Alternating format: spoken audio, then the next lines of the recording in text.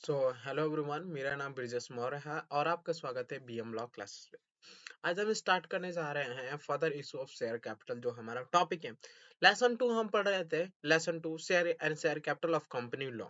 जो हम further issue of share capital में पढ़ेंगे कि हम जो अगर हम जो आईपीओ आता है, आईपीओ के बाद क्या आता है आईपीओ, इसका मतलब फर्दर पब्लिक ऑफर।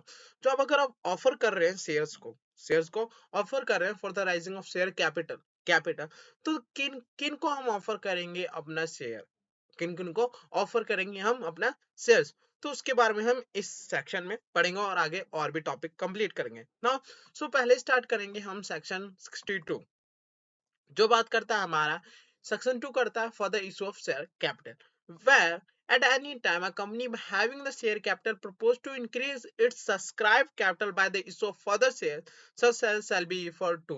अब इन्होंने कहा कि जब किसी कंपनी को अपना जो राइजिंग शेयर कैपिटल है वो इंक्रीज करना चाहते हैं, तो क्या फर्दर शेयर्स इशू करते हैं, क्या करते हैं फर्दर शेयर्स इशू करते हैं। और जो फर्दर शेयर्स इशू करते हैं वो ऑफर करते हैं। पहला जो हमारा है वो होल्डर ऑफ इक्विटी शेयर, इसका मतलब जो हमारे से पहले से एग्जिस्टिंग शेयर होल्डर है, हमारे पहले से जो एग्जिस्टिंग शेयर होल्डर उन्हें ऑफर करता है। वो जो ऑफर करता है वो रेगुलेट करा जाता है अंडर सेक्शन 62 सबसेक्शन 1 क्लॉज ए ना। एम्प्लॉय, अब एम्प्लॉय को भी ऑफर कर सकते हैं। जो एम्प्लॉय को ऑफर करते हैं वो एम्प्लॉय स्टॉक ऑप्शन कहलाता है, और जो रेगुलेट होता है वो section under section 62 subsection 1 clause B के होता है। और एनी पर्सन, इसका मतलब ये होल्डर, ना कि वो एग्जिस्टिंग शेयर होल्डर है, ना ही वो एम्प्लॉय स्टॉक ऑप्शन। फिर हम किसी और को करते हैं वो प्रेफरेंशियल इशू कहलाता है, और उसे रेगुलेट करते हैं under section 62 subsection 1 clause C ना। अब हम तीनों सेक्शन को लाइन बाय लाइन पढ़ेंगे। जो सबसे पहले हम पढ़ेंगे वो होगा condition for further issue of share equity share holder right issue. जो हमारे इक्विटी होल्डर हैं उनको हम as a right issue offer करेंगे। रेगुलेट करेगा section section 62 subsection 1 clause A. The offer shall be made by notice. जो offer हम करेंगे शेयर होल्डर को, एग्जिस्टिंग शेयर होल्डर को, वो हम नोटिस के द्वारा करेंगे। उसमें स्पेसिफाई करेंगे नंबर ऑफ ऑफर। हम उसमें स्पेसिफाई करेंगे कि हम आपको इतने नंबर ऑफ शेयर्स ऑफर कर रहे हैं। और limited a time not being a less than 15 day and not more than 13 day from the date of offer within which the offer if not accepted shall be deemed to be declined। हम कहेंगे कि हम जो आपको offer दे रहे हैं वो आपको not less than 15 day but not more than 30 day के अंदर आपको एक्सेप्ट कर लेना है। और आप अगर एक्सेप्ट नहीं करते तो हम मान लेंगे कि वो ऑफर आपने डिक्लाइन कर दिया है, और जो ऑफर होगा the offer shall be deemed to be include right to renunciation unless the article of company otherwise provide. अब इन्होंने बोला कि हम क्या होता है, कितने जो एग्जिस्टिंग शेयर होल्डर है, उनके पास पहले से मनी नहीं होता कि वो शेयर्स वो उस कंपनी के खरीद सके। तो वो दूसरे को बोल सकते हैं, अपने किसी रिलेटिव को बोल सकते हैं, फ्रेंड को बोल सकते हैं कि आप मेरी जगह पे शेयर्स खरीदो। उसे बोलते हैं रीनिकेशन। अब राइट टू इनिकेशन दिया जाता है जब हम एग्जिस्टिंग शेयर होल्डर को राइट इशू करते हैं ना। The notice refer offer cell contain statement of right. जब ये नोटिस जो ऑफर करी जा रही है वो उसमें स्टेटमेंट दिए होंगे, वो क्या होंगे?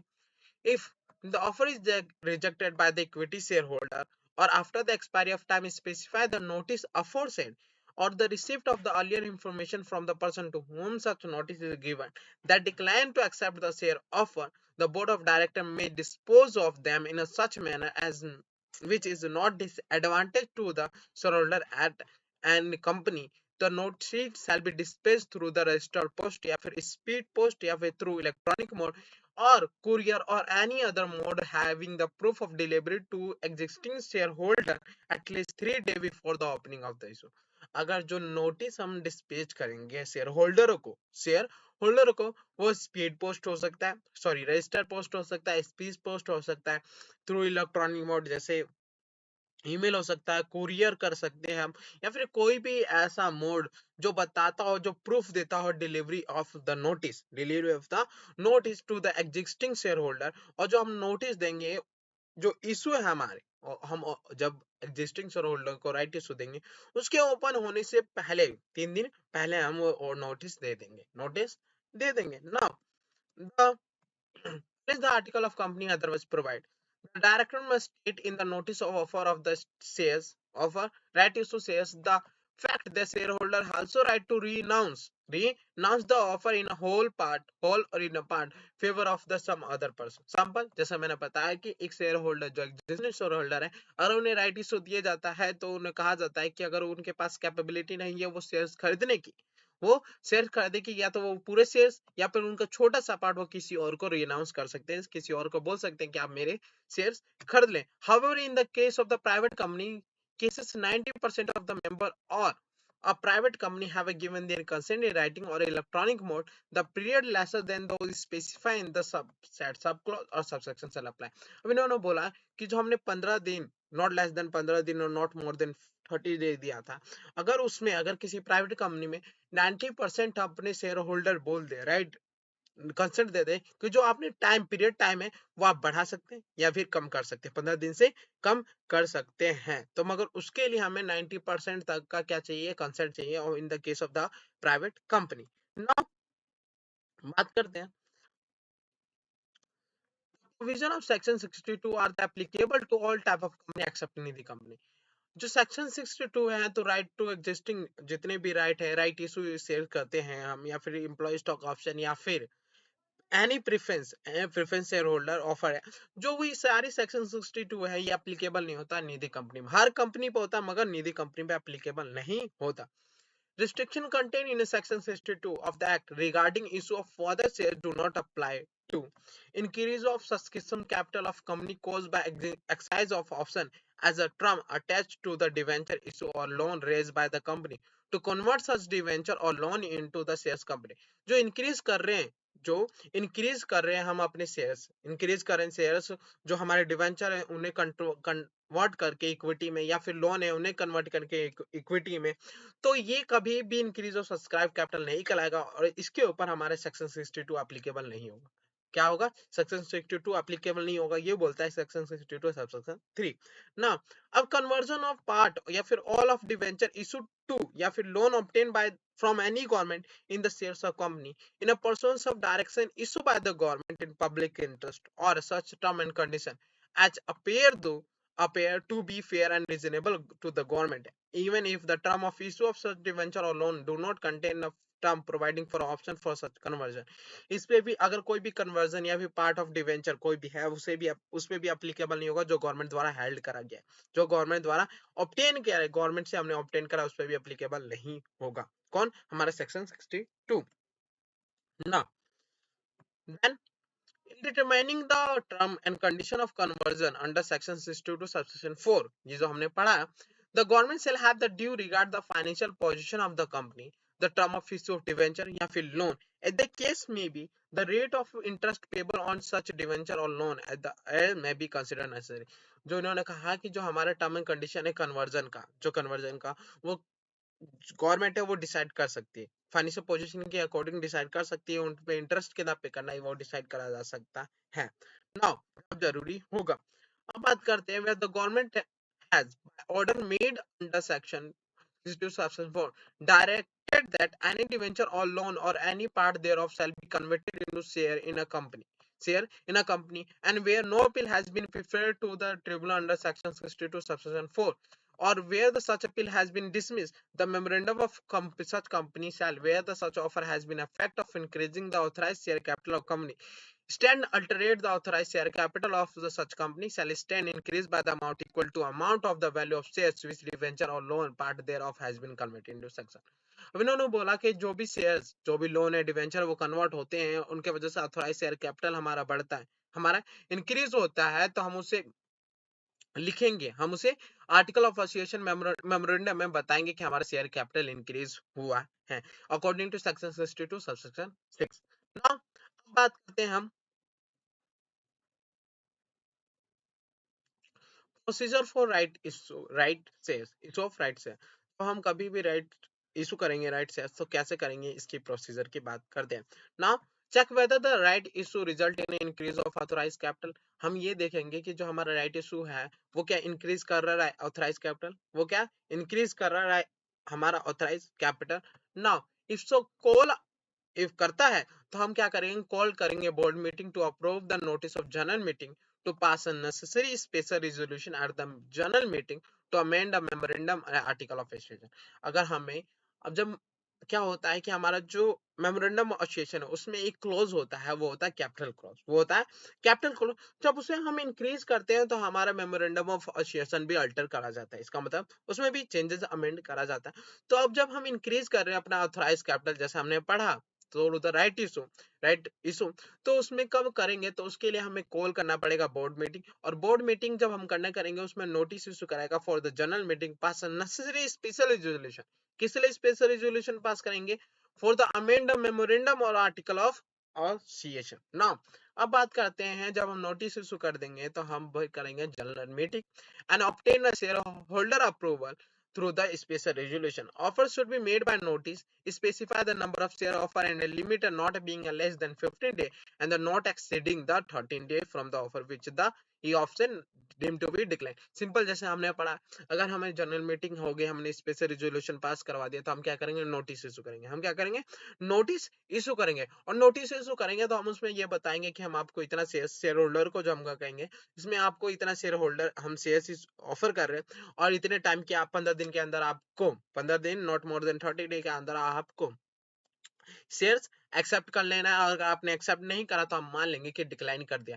और इसमें यह भी बताया गया कि अगर 90% इन case of the private company 90% पर शेयर होल्डर को कंसेंट मिल जाता है कि जो 15 डेज से उससे कम डे हम रख सकते हैं for the accepted non accepted, तो वो कम डे भी मान लिया जाएगा ना, मगर शर्त यह है कि 90% कंसेंट मिलना चाहिए। Now take the copy of MGT four SS seven है और एमजीटी4, ये हम देखेंगे कि आरओसी के पास फाइल हो जानी चाहिए। The share decline by the existing share holder can be disposed by the company in a manner which is not disadvantage to shareholder company। और जिस शेयर होल्डर ने डिक्लाइन करा है हम ये नहीं मानेंगे, ये डिस्पोज कर दिया जाएगा बाय द कंपनी, और इस तरीके से करेंगे कि किसी भी शेयर होल्डर के डिसएडवांटेज ना हो। देन द अलॉटमेंट, जब राइट इशू कर दिया जाएगा तो सिंपल सी बात है, अलॉटमेंट करी जाएगी। जब अलॉटमेंट करी जाएगी तो रिटर्न ऑफ अलॉटमेंट हम PS3 में फाइल करेंगे विद इन 13 डे, किसको? रजिस्ट्रार ऑफ कंपनी को।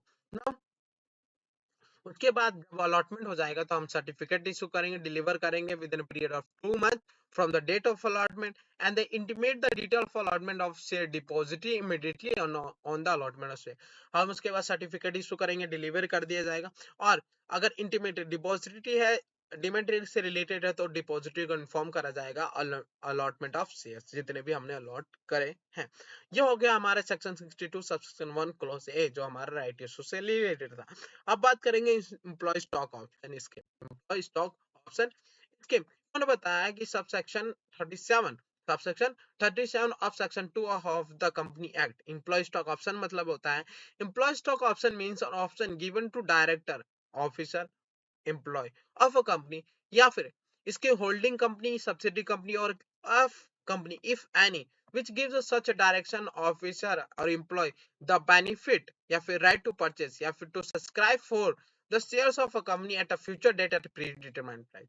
उन्होंने बोला कि stock according to section 2 clause 37 stock employ stock option means एक ऑप्शन होता है जो डायरेक्टरों को दिया जाता है, ऑफिसर को दिया जाता है, एम्प्लॉय को दिया जाता है ऑफ द कंपनी, या फिर वो कंपनी होल्डिंग कंपनी हो या फिर सब्सिडरी कंपनी हो या फिर कोई भी कंपनी हो, और जो ऑफर करा जा रहा है डायरेक्टर को, ऑफिसर को, एम्प्लॉय को, वो बेनिफिट दिया जाएगा या फिर राइट टू परचेस और शेयर्स राइट परचेस करने के लिए या फिर सब्सक्राइब करने के लिए for the future date at a predetermined price. वो फ्यूचर डेट में कभी भी सब्सक्राइब कर सकते हैं for the predetermined price, जो पहले से डिटरमाइन करा गया हो प्राइस को ना।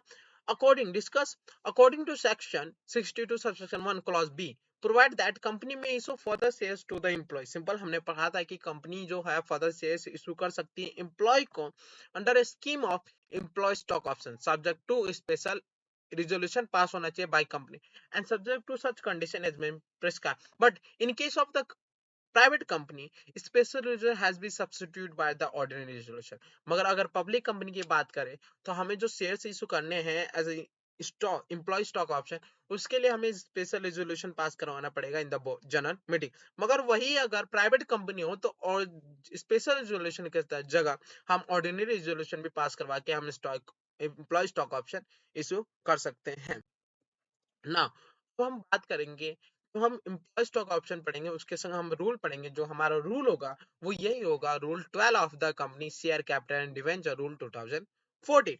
उसमें ये बताया कि जब कंपनी कोई भी a company other than listed company which is not required to comply with the Security Exchange Board of India employee stock option scheme guidelines shall not offer shares to its employee under a scheme of the employee stock option, they are referred to employee stock option scheme unless it comply with the following requirement। अगर कोई भी company जो listed नहीं है, जो listed नहीं है, या फिर उसे सिक्योरिटी एक्सचेंज बोर्ड के जितने भी regulation employ stock option scheme से या फिर गाइडलाइन है वो फॉलो नहीं करती है, तो ऑफर नहीं कर सकती एम्प्लॉय स्टॉक ऑप्शन स्कीम जब तक issue of employee stock option has been approved by the shareholder of the company by the passing special resolution। Simple वही जो हमने पढ़ा कि अगर कोई भी company employ stock option scheme offer कर रही है तो उसे स्पेशल रेजोल्यूशन पास करवाना पड़ेगा। अगर वो पब्लिक कंपनी है तो, अब प्राइवेट कंपनी है तो उसे स्पेशल रेजोल्यूशन ना पास करवाने की जगह ऑर्डिनरी रेजोल्यूशन पास करवा के भी काम चल सकता है ना।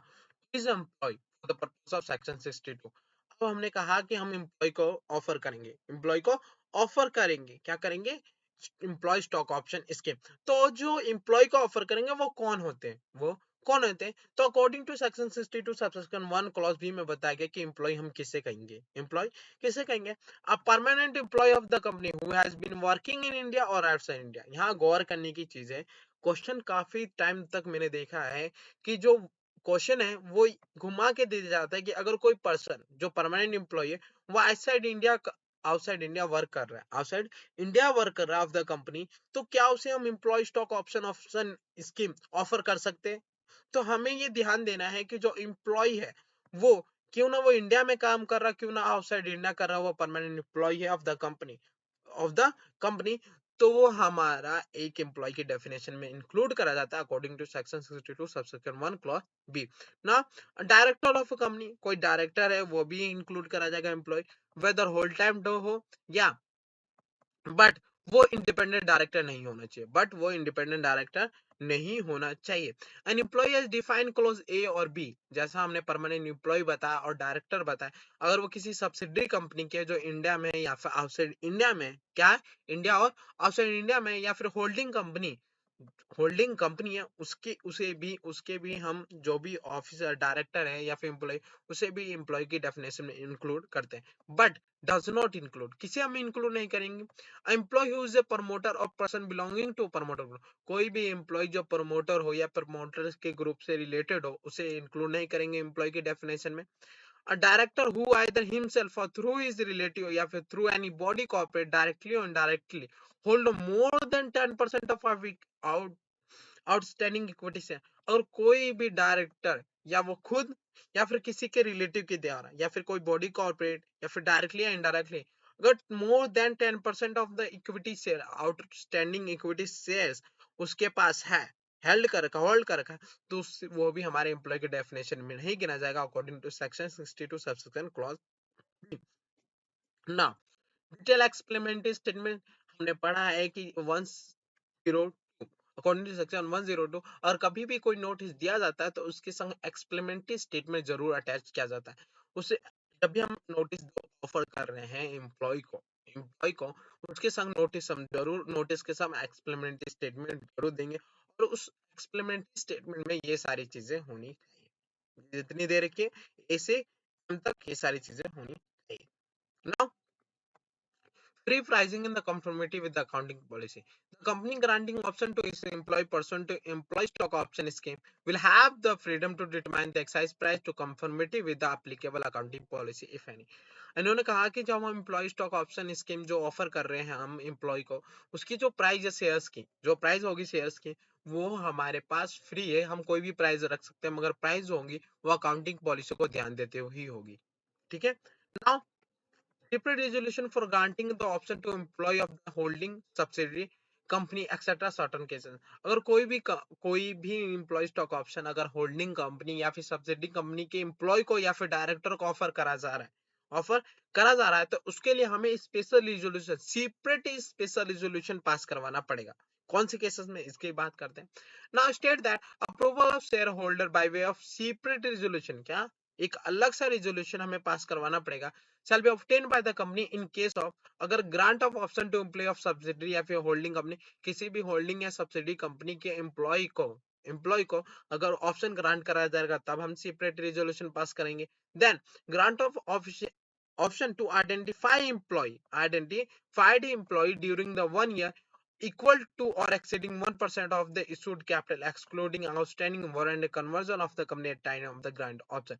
जो आइडेंटिफाइड एम्प्लॉय है ड्यूरिंग द 1 year के अंदर, हाँ, और उनके पास उन्हें जो ऑफर करा जा रहा है इक्वल या फिर exceeding 1% of issued capital, equal या फिर exceeding of 1% of equity share capital जो इशू कर रहे हैं, अगर उस टाइम भी कर रहे हैं तो उस टाइम भी हमें सेपरेट रेजोल्यूशन की पास करवाना जरूरी होगा. नाउ बात करते हैं warring the term of the ESOP require special resolution. According to Rule 12(5), the company may by special resolution vary the term of the employee stock option scheme not yet exercised by the employee, provide such variation not prejudicial to interest of the option holder. जो हमारे scheme है, जो भी term होंगे employ stock option scheme के, वो change हो सकते हैं बाय द स्पेशल रेजोल्यूशन. बस ये ध्यान देने की जरूरत है कि जब भी हम कोई भी टर्म चेंज करेंगे वो कभी भी हमारे ऑप्शन जितने भी ऑप्शन होल्डर है उनके लिए हानिकारक ना हो. बात करते हैं मिनिमम 1 पीरियड वेस्टिंग. जो मिनिमम पीरियड होता है वो 1 year के लिए होता है between the grant of option और वेस्टिंग ऑफ ऑप्शन. नाउ बात करेंगे फॉर फ्यूचर रिफंड. कब फॉर फ्यूचर कर दिया जाएगा, खत्म कर दिया जाएगा और कब रिफंड करा जाएगा. According to Rule 12, subsection 7 state that amount if any payable by the employee at any time grant or option may be forfeited कर दिया जाएगा. कब forfeited कर दिया वापस दे दिया जाएगा, कब, जब ऑप्शन एक्साइज नहीं होगा by the employee within excise period, जितना टाइम दिया उस दिन के अंदर ऑप्शन एक्साइज नहीं हुआ तब हम उसे क्या कर देंगे, फॉरफिट कर देंगे. Amount of refunded to the employ option are not vested due to non fulfilment of condition relevant vesting of the option.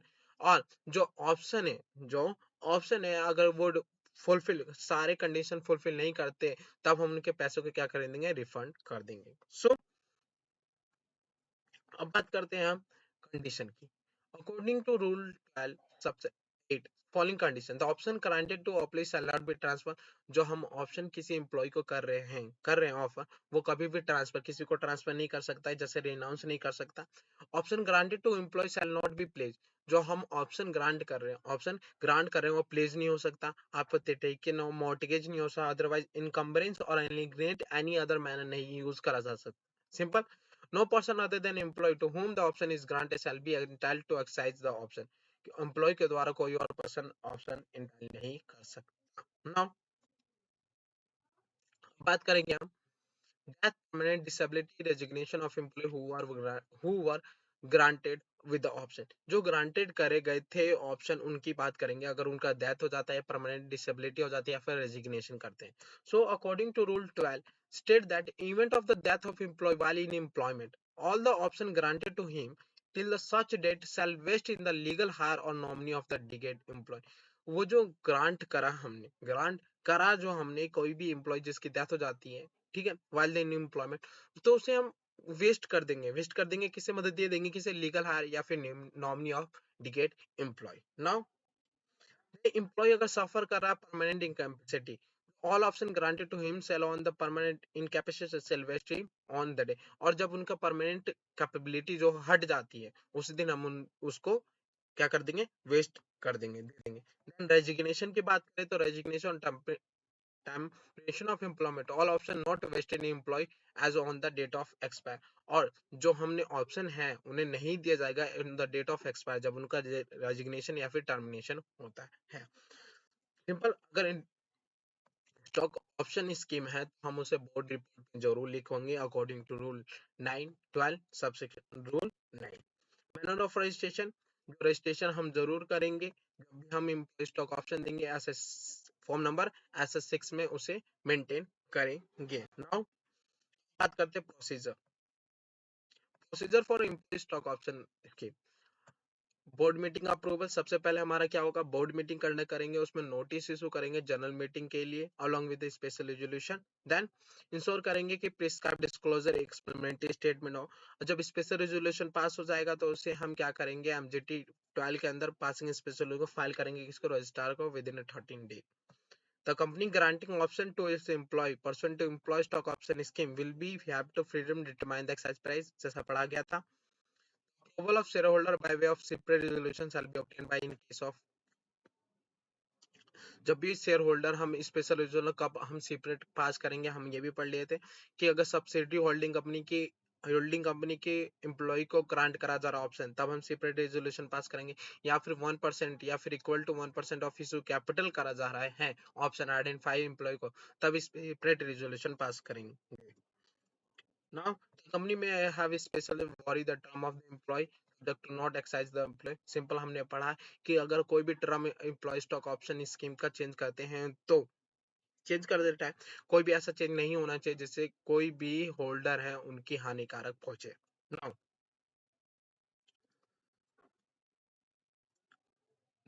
the amount if able employee their time of grant option may be forfeited by way of option not exercised by। अगर कोई भी amount payable नहीं हुआ है तो उसे forfeited कर दिया जाएगा, रिफंड कर दिया जाएगा। ये सारी चीजें वही प्रोसेस दे रखी है, आपको बस याद कर लेना उसी प्रोसेस की तरह जैसे हमने ऊपर पढ़ा। ये पहले उसके वो दे रखे हैं जो हमने ऊपर पढ़े, और यहाँ से द बोर्ड मोइटन एसेस फाइल करना पड़ेगा हमें, अलॉटमेंट का PS3 सर्टिफिकेट इशू करना पड़ेगा, इंटीमेशन करना पड़ेगा डिपॉजिटर को, और इक्विटी शेयर लिस्टेड रिकॉग्नाइज, वो सब चीजें, सारी चीजें हमें बस ऑफर याद करना, प्रोसीजर याद करना है। तो आज के लिए इतना ही काफी, मिलते हैं नेक्स्ट वीडियो में, हम पढ़ेंगे issue of share on the preferential basis. Thank you so much.